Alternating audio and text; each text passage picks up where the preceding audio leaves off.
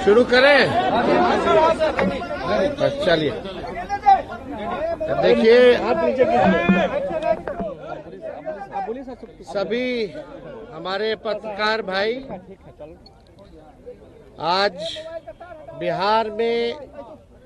बिहार विधानसभा में बिहार का बजट जो है वो पेश किया गया है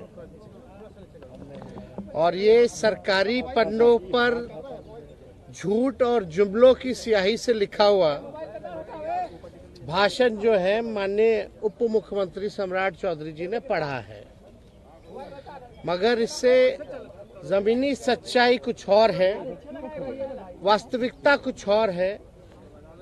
और पूरी तरीके से जब हम लोगों की सरकार 2015 में महागठबंधन की थी,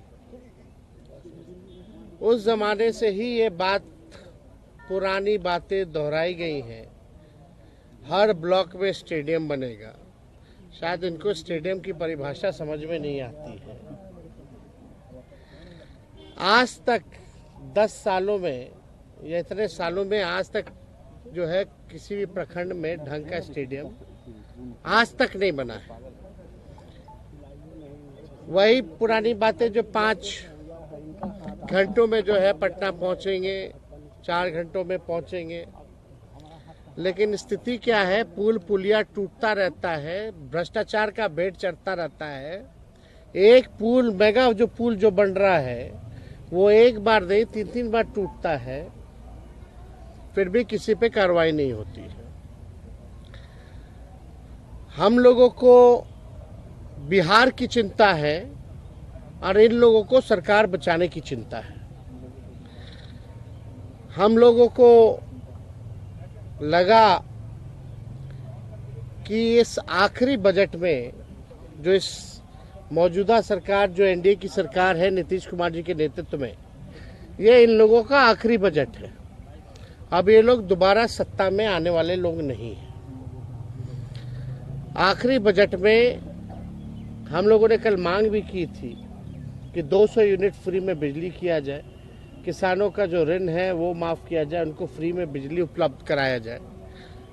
माई बहन मान योजना के तहत कम से कम 65% ऐसी महिलाएं हैं जिनको खून की कमी है।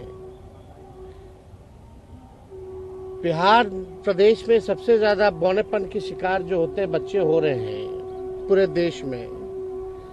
इनको कम से कम 2500 रुपया प्रति माह जो है वो दिया जाए। हम लोगों की मांग थी कि गैस सिलेंडर को जो है 500 रुपया कर दिया जाए। वृद्धा पेंशन, विधवा पेंशन, दिव्यांगों का पेंशन 400 से बढ़ा करके ये 1500 रुपये कर दे। लेकिन इसमें कहीं भी इस मौजूदा बजट में इस एनडीए की सरकार ने ध्यान नहीं दिया। लेकिन आखिर कब तक नहीं करेंगे? हम लोग हमेशा इस लड़ाई को लड़ेंगे और इनसे जो है नाक रगड़वा करके भी करवाना पड़े तो महिलाओं के खाते में उनको आर्थिक न्याय दिलवाने का काम हम लोग जरूर करेंगे। आप बताइए, 3,17,000 करोड़ का बजट इन्होंने बताया है भाई। 3,17,000 करोड़ का। टेक्निकल हम बात अगर पूछें तो सरकार को रेवेन्यू तो आ ही नहीं रहा, राजस्व तो मिल ही नहीं रहा, तो ये अचानक से 3,17,000 कैसे पहुंच गया? जब बिहार को रेवेन्यू ही नहीं आ रहा है तो ये 3,17,000 कैसे पहुंच गया? बात है कि ये इन्फ्लेटेड बजट है, बढ़ा चढ़ा करके।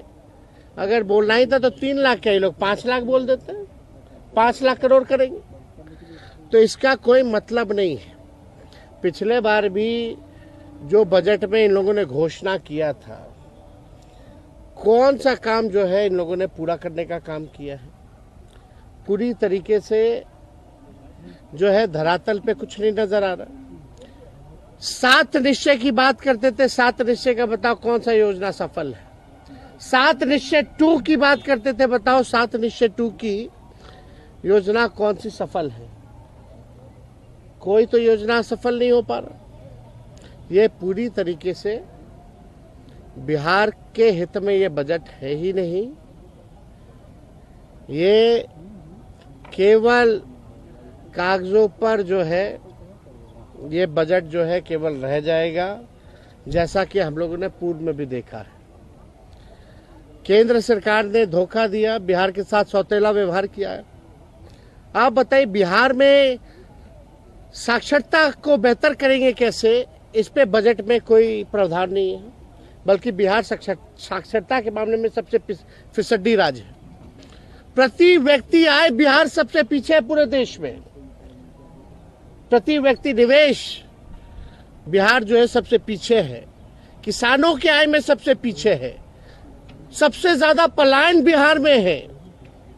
सबसे ज्यादा गरीबी और बेरोजगारी बिहार में है। कहीं कारखाने खोलने की बात नहीं कही गई, कहीं फैक्ट्री लगाने की बात नहीं कही गई। कहीं भी आप देखिएगा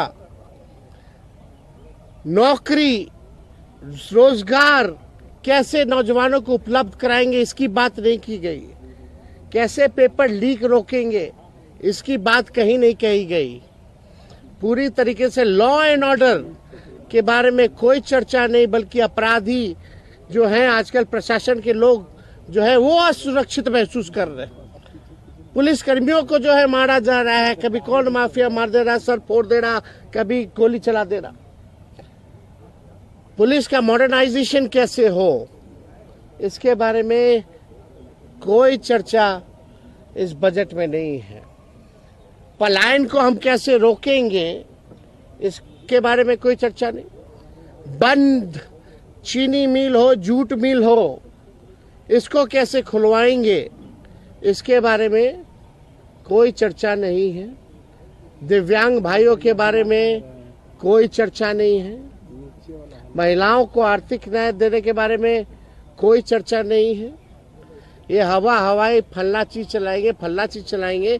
अरे तुम बस चलाओगे, कुछ चलाओगे तो बताओ कितना बस चलाओगे, कहां से चलाओगे, कौन से शहरों में चलेगा, या कैसे ट्रेनिंग दिलवाइएगा, क्या है उसका। केवल हवाई नॉर्मल बिहार ट्रांसपोर्टेशन का बस तो चल नहीं पाता है। आप लोगों ने भी देखा होगा बिहार में ट्रांसपोर्टेशन नाम की कोई चीज नहीं है।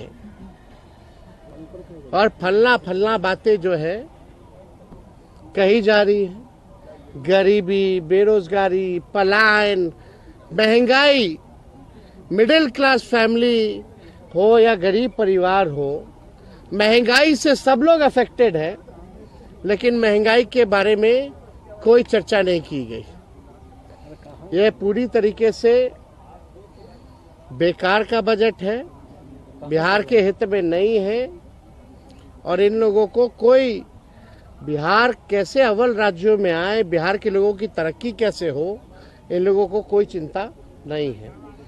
हालांकि कल हमारा इस पे डिटेल में सदन में भाषण होगा। उस भाषण में एक एक चीज का जो है इन लोगों का पोल हम लोग खोलने का काम करेंगे। झूठ का पुलिंदा चलने वाला नहीं है।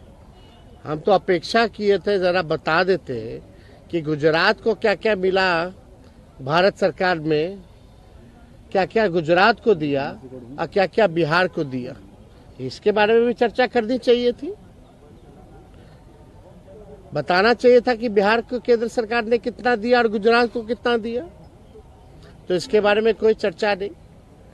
हालांकि अब इस सरकार से बिहार की जनता मायूस तो पहले से ही थी,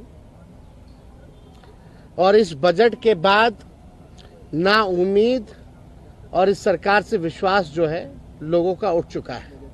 और आने वाले चुनाव में इन एनडीए के लोगों को बिहार की जनता जो है सबक सिखाने का काम करेगी। नीतीश जी तो गले लगा रहे हैं। नीतीश जी तो पूरा गले लगा रहे हैं। महिलाओं के लिए बीजेपी ने बाकी राज्यों में फ्रीबीज का ऐलान किया है। उम्मीद ये की जा रही थी कि बिहार में भी करेंगे, लेकिन आज के बजट में फ्रीबीज का ऐलान है। तो आपको लगता है कि चुनाव नजदीक आएगा तब बीजेपी इस तरीके का ऐलान करेगी? भैया हम लोग लगे हुए, हमने शुरू में भी प्रेस कॉन्फ्रेंस में कहा और हमने कल मांग भी की थी कि अगर माई बहन मान योजना का कॉपी भी करना है तो कर लीजिए। हमने डेटा भी दिया था, नेशनल हेल्थ का जो सर्वे जो हुआ था उसमें बिहार जो है महिलाओं को खून की कमियां हैं, 65% महिला, बहुत बड़ा है। बच्चे जो पैदा होते हैं बौनेपन का शिकार हो जाते हैं, जो भविष्य है। महंगाई है, गरीबी है, इनको आर्थिक न्याय मिलना चाहिए। तो सरकार कितना भी कोशिश कर रहे हैं, हम लोगों को जो भी करना पड़े इन महिलाओं को आर्थिक न्याय दिलाने की, ये हम लोग हमेशा मजबूती ढंग से हम लोग जो है इस बात को मनवाएंगे। और ये लोग नहीं करेंगे तो आने वाला जो हम लोगों का सरकार होने जा रहा है, पहले महीने से ही माई बहन मान योजना, इस योजना की शुरुआत करेंगे और माताएं बहनों को 2,500 रुपया हम लोग देंगे। काफी खुश लग रहे थे सम्राट चौधरी का पीठ ठोका। भाषण खोखला था तो पीठ ठोक करके नजर उधर करना था। आपसे भी बातचीत नीतीश कुमार के इशारों में हो रही थी। अब इशारों में वो तो सबका जो जाता है उसी को बोलते हैं कि आप ही लोग है भविष्य। आपसे भी तो जो नया लोग मिलता है, नीतीश कुमार जी की आदत है, अब तो आप ही को संभालना है, अब तो आप ही को देखना है। तो ये तो आदत है। अरे पीठ ठोके ना ठोके, इससे क्या फर्क पड़ने वाला है? कोई भूले नहीं है, आपसे भी इशारों में बातचीत हुई है। क्या, वो तो हर किसी को इशारा करते रहते हैं। कभी मुंह चबा चबा करके कह रहे थे, हम बोले हम पल्स खा रहे, दिखा रहे थे, हमको इशारा कर रहे थे, काय मुंह चबा रहे हो, बड़ा नोटिस कर रहे थे हम पे। फिर हमने देखा है भाई, पल्स खाना खा के आए थे, तो लंच करके आए थे, तो हम पल्स लिए हुए थे, पल्स खा रहे थे। कोई बगल के एक मंत्री जो है नाक खोद रहे थे, तो उनको भी नाक खोद करके दिखा रहे थे, कायला खोद रहे। तो ये तो मुख्यमंत्री जी की आदत है। अब इसमें नहीं, हम कहाँ कौन होते हैं भाई, हमारी हैसियत है। और ऐसा नीतीश जी जैसा कोई मिमिक्री कर सकता है क्या?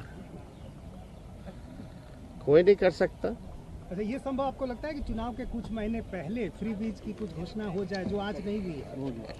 अब भैया आप उन लोगों से पूछिए, हम लोग तो चाहते थे यही सरकार कर दे, नहीं करेगी तो हम लोग करेंगे। सुनील के मामले में सुप्रीम कोर्ट का फैसला आया, उसके बावजूद जो है सदन में प्रवेश नहीं किया जा रहा है। ये तो तानाशाही है ना भाई। अब नियम कायदा, नियमावली, संविधान, ये एनडीए के लोगों को कोई मतलब है इससे? सुप्रीम कोर्ट का ऑर्डर कोई मतलब थोड़ी रह गया है। इसी को ना असल में गुंडा राज और तानाशाही कहते हैं।